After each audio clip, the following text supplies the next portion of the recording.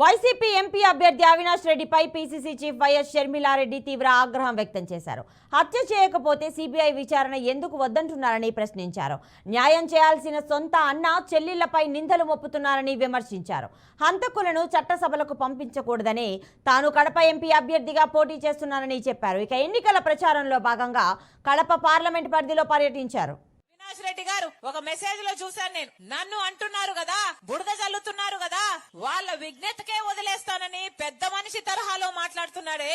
మీరా పెద్ద మనుషులు అసలు వాళ్ళ విజ్ఞతకే వదిలేస్తానని మా గురించి మాట్లాడుతున్నారే. ఎందుకు మాట్లాడుతున్నారు అవినాష్ రెడ్డి గారు అని అడుగుతున్నాం. దొంగలు ఎవరు అంటే మీరెందుకు భుజాలు తడుముకుంటున్నారు సార్ అని అడుగుతున్నాం.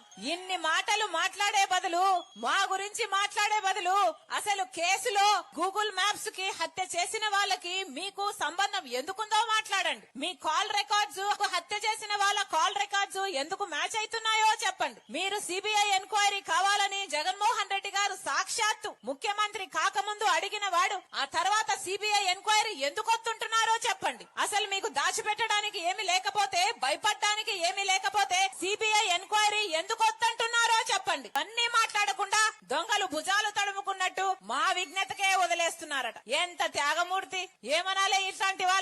వీళ్ళంతా